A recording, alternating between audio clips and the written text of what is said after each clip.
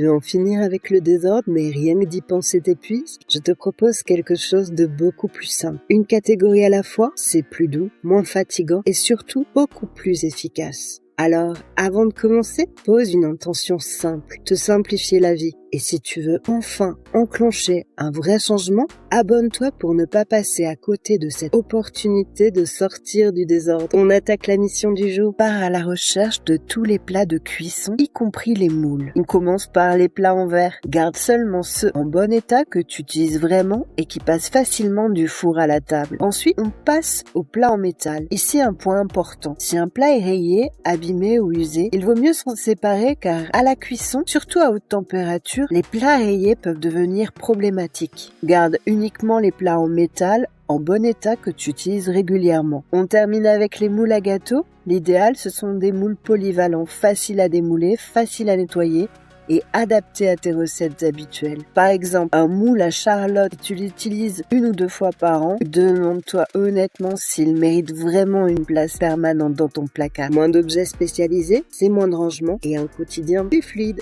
La clé pour se simplifier la vie, ce n'est pas d'avoir plus d'objets, mais d'avoir les bons objets. Et pour désencombrer, procéder une catégorie à la fois et choisir de garder des objets utiles et polyvalents. Moins de bazar dans les placards, c'est moins de décisions à prendre et beaucoup plus de clarté au quotidien. Tu vois, ce n'est pas si compliqué. Si cette vidéo t'a donné envie de trier, un petit like me fera très plaisir. Ça aide énormément la chaîne à se développer.